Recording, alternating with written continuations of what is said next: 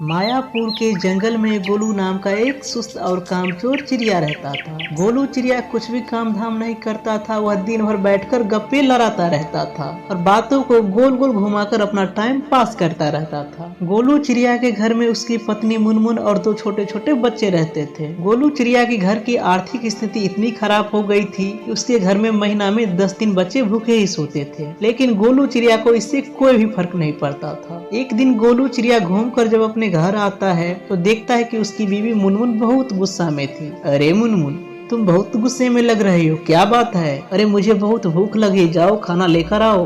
अरे मैं कहाँ से खाना लेकर आऊँ? दिन भर बैठे रहते हो, परिवार का कोई चिंता तो है ही नहीं जो कोई काम धंधा भी करोगे। घर में कुछ है ही नहीं तो मैं खाने के लिए क्या आपको दूँ? अरे मुनमुन, जरा तुम शांत हो जाओ और मैं बगल वाले आंटी के यहाँ से कुछ खाने के लिए लेकर आता हूँ। एक बात बताइए, कब तक आप बगल वाले आंटी के यहाँ से खाना लेकर आइएगा? आप हमारी एक बात सुन लीजिए, आज या तो आप काम की तलाश में जाइए, नहीं तो मैं अपने मायके जा रही हूँ। अरे मुनमुन, तुमको कहीं जाने की जरूरत नहीं है, मैं कल नौकरी खोजने के लिए चला जाऊंगा।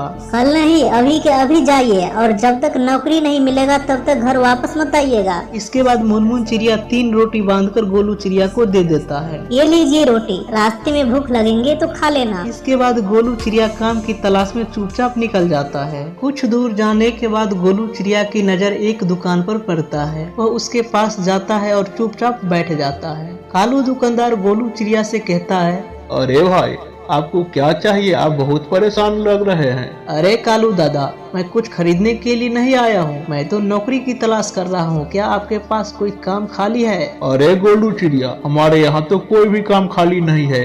वैसे भी दिन भर भी मैं दुकान पर बैठा ही रहता हूँ। कालू दुकानदार की बातें सुनने के बाद गोलू चिड़िया वहाँ से चला जाता है और एक सेठ के घर जाता है। लेकिन सेठ के यहाँ भी गोलू चिड़िया को काम नहीं मिलता है। वो इधर उधर भटकता है लेकिन कहीं भी उसको काम नहीं मिलता है। वह निराश होकर एक कुएं के पास जाकर बैठ जाता है और सोचने लगता है, अरे यार, मुझे तो कुछ भी समझ में नहीं आ रहा है कि मैं क्या करूं। सुबह से शाम हो गया लेकिन कहीं भी नौकरी नहीं मिला। एक काम करता हूं, घर ही चला जाता हूं। फिर गोलू चिड़िया को उसकी पत्नी की बातें याद आ जाता है। जब तक काम नहीं मिलेंगे तब तक घर वापस नहीं आना। अरे घर जाऊंगा तो मुनमुन डांटेगी, क्या करे? एक काम करता हूँ, पहले खाना खा लेता हूँ। इसके बाद गोलू चिड़िया खाना निकालती है तो उसमें सिर्फ 3 रोटियां थी। वह फिर सोच में पड़ जाता है कि 1 रोटी खाऊं कि 2 रोटी खाऊं कि तीनों रोटी खा जाऊं। एक काम करता हूँ, 3 रोटी खा लेता हूँ। फिर सोचने लगता है, अरे 3 रोटी खा जाऊंगा तो कल क्या खाऊंगा, क्योंकि नौकरी कब मिलेगा इसका तो कोई ठिकाना नहीं है, और जब तक नौकरी मिलेगा नहीं तब तक घर जाना भी नहीं है। गोलू चिड़िया अपने मन में यही बात सोचने लगता है और फिर रोटी को इधर से उधर करता है, लेकिन उसे समझ में नहीं आता है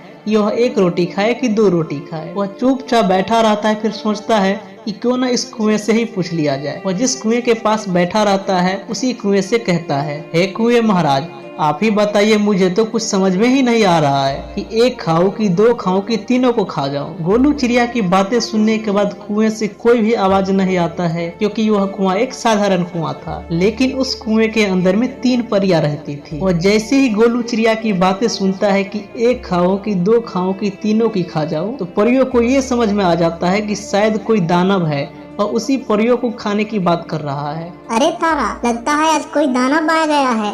देख रहे हो, हम तीनों को ही खाने की बात कर रहे हैं। अरे रानी, तो हम सब अब क्या करेंगे? अरे तारा, हम सब एक काम करते हैं, हम सब दानव से ही जाकर बात करते हैं और उसको बोलते हैं कि हमारे जान के बदले में मैं उसको कुछ कीमत वाली चीज देना चाहता हूँ। इसके बाद तीनों चिड़िया कुएं से बाहर आती है और गोलू चिड़िया से कहती है, हे दानव, आप हम सबको मत खाइए, आप हम सबको छोड़ दीजिएगा, तो इसके बदले में मैं आपको कुछ कीमती चीजें देना चाहता हूँ। परियों की बातें सुनने के बाद गोलू चिड़िया सोचता है, अरे ये तो परियां हैं। मैंने सुना है कि परियां के पास बहुत शक्ति होती है, लेकिन ये परियां हमसे डर क्यों रही है? इसके बाद गोलू चिड़िया को भी समझ आ जाता है कि परियां भी 3 है और मेरे पास रोटी भी 3 है। हम रोटी खाने की बात कर रहे हैं और परिया को लग रहा है कि शायद हम उसे खाना चाहते हैं, इसलिए वह हमको दानव कह रही है। इसके बाद गोलू चिड़िया कहता है, अरे परियो, तुम हमको अपनी जान के बदले में क्या देना चाहती हो? जल्दी बोलो, क्योंकि हमें बहुत भूख लगी है। इसके बाद परिया गोलू चिड़िया को एक कटोरा और एक लाल कपड़ा देता है और कहता है, हे दानव, ये लो कटोरा। ये कोई साधारण कटोरा नहीं है। इस कटोरा से रोज तुम एक अपना इच्छा अनुसार सामान कोई भी मांग सकते हो। लेकिन इस लाल कपड़े को मैं क्या करूँगा? अरे दानव, जब आपके इच्छा अनुसार कोई भी सामान हो जाए तो कटोरा पर लाल कपड़ा डाल देना। इसके बाद वह सामान निकलना बंद हो जाएगा। ये सब देखकर गोलू चिड़िया मन ही मन बहुत खुश हो जाता है। अरे परियो, मैं तुम सब में से किसी को नहीं खाऊंगा, मैं जा रहा हूँ। इसके बाद गोलू चिड़िया खुशी खुशी अपने घर आ जाता है और सारी बातें अपनी बीवी मुनमुन को बताता है। इसके बाद मुनमुन और गोलू चिड़िया मिलकर रोज उस कटोरे से कोई एक इच्छानुसार सामान मांगता है और उसे बाजार में जाकर बेच देता है। वह कुछ ही दिनों में गरीब से बहुत ही अमीर हो जाता है। तो दोस्तों, आज का स्टोरी कैसा लगा